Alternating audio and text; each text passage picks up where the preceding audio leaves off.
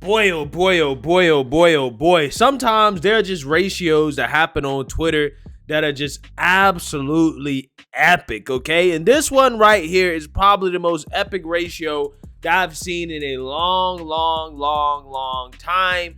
That happened to no other than Alyssa Milano, who I have no clue why this person is famous, but what I do know is that she is one of these, I guess, I don't know, celebrity Hollywood types.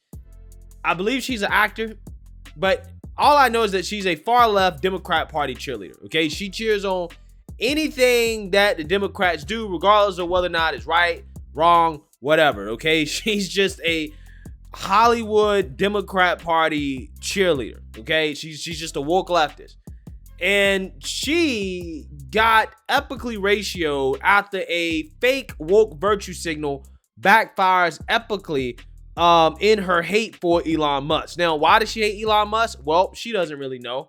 Okay, she only hates him because the left, the Democrat Party, said that he's a bad person because he wants to make free speech great again on Twitter. Okay, the only people that are basically getting banned on Twitter are people like Antifa and people that are promoting child abuse, right? Which is basically Antifa. Okay, they're the people that are mad at Elon Musk the most. I mean, in fact, they're actually out here trying to plan violence against Elon Musk in response to Elon Musk banning them on Twitter. Apparently, they're threatening violent protests at Tesla dealerships. But with that being said, right, Alyssa Milano, again, going along with what the cool thing to do is, she expresses her hate for Elon Musk by saying that she gave back her Tesla. Okay, she turned it in and she bought a Volkswagen EV. Now, she's on the electric vehicle train. She bought a Tesla because Teslas are the best electric vehicles that we have. I believe that Tesla is the best electric vehicles. Also, Elon Musk was a hero to the left because of his stance in regards to fighting against climate change and promoting renewable sources of energy. He is literally fighting for a cause that they say is an existential global threat. But apparently free speech, right, aka allowing conservatives to have a voice on Twitter, is a much bigger threat to the planet than climate change, allegedly. Okay, so again, a lot of these leftists have been caught in, a pickle because they all went out and bought Teslas. They bought Elon Musk's vehicle, okay? But yet they claim to hate the guy simply because he bought Twitter.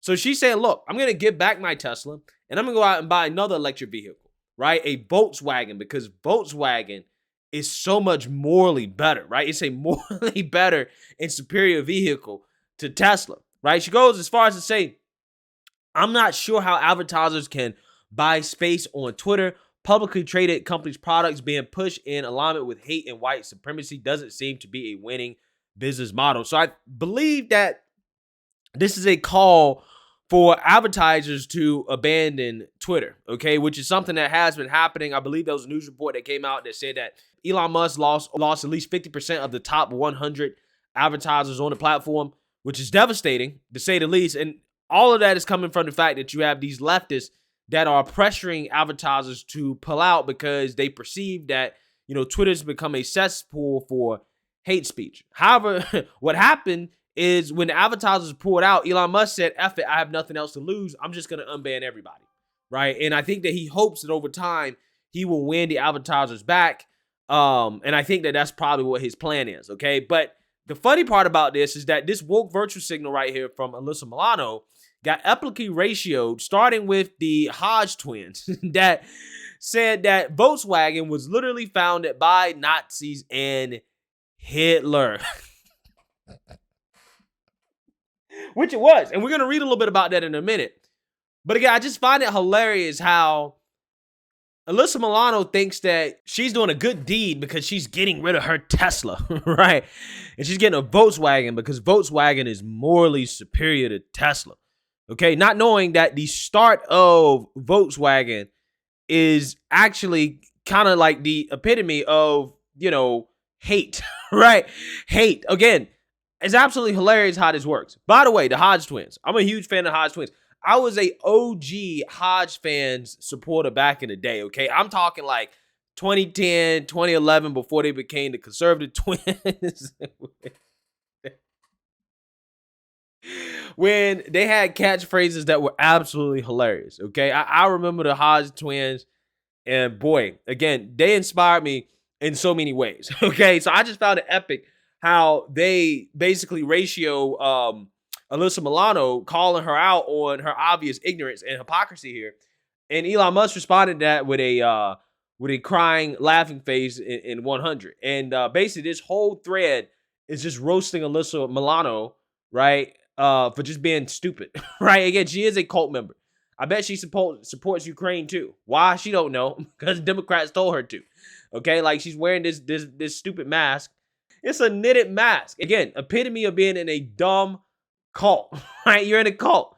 Okay, here she is taking a picture with the creepy porn lawyer, Michael Avenatti, right? Again, so above the frame, so morally superior. Again, this guy was compared to Jesus in the Democrat Party. I think Anna Navarro actually compared this man to Jesus. He was the Jesus figure of the Democrat Party that was going to take down Trump. Yeah, that didn't work out too well, right? So yeah, she's being roasted. She also supported Andrew Gillum, who is the in the closet failed candidate for Florida governor that I think got busted, strung out on drugs or something like that in some gay sex orgy or something like that. Right? He was doing something crazy. Again, these are the type of people she can get behind, but not Elon Musk though. Not Elon Musk. But she can get behind Andrew Gillum, Volkswagen, Michael Avenatti, right? You know, the worst of the worst people. But Elon Musk, that's a bridge too far, right? Oh my goodness. Wow. Yeah. Yeah, Elon Musk, not okay. Hitler, totally fine. Totally fine. Yeah. This is epic, right? This is absolutely epic. They are roasting her, bro. Absolutely roasting her. Oh my goodness. So yeah, let's read a little bit about this history of Volkswagen so that you guys can get the full background on the start of this car. Because again, I don't think that Tesla was started like this. But again, the leftists, because they are NPCs, they don't really think for themselves. They end up in situations like this because, again, they're ignorant. So let's read here. The people's car in the Nazi state. Like many other industries, automobile manufacturing in Germany was strongly influenced by the Nazi regime, mirroring the regime's anti-Semitic policies. The German General Auto Club, ADAC, expelled Jewish members in 1933. Jews were deprived of the right to drive automobiles after Kristallnacht in 1938. Car ownership and travel were intended to be a part of the Nazi vision of the Volkswagenschaft people's community. In 1942, propaganda minister Joseph Goebbels described the future of Germany as that of, quote, a happy people in a country full of blossoming beauty, traversed by the silver ribbons of wide roads, which are open to the modest car for the small man. Mirroring this aim, the Nazi Strength Through Joy organization, which sought to highlight the advantages of National Socialism through leisure and travel, chose as one of its major efforts to promote a people's car, Volkswagen, for the German public.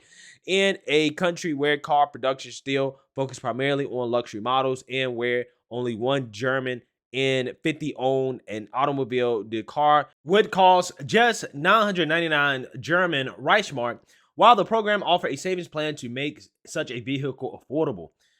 Adolf Hitler's admiration for technology in general and for automobiles in particular fueled his effort.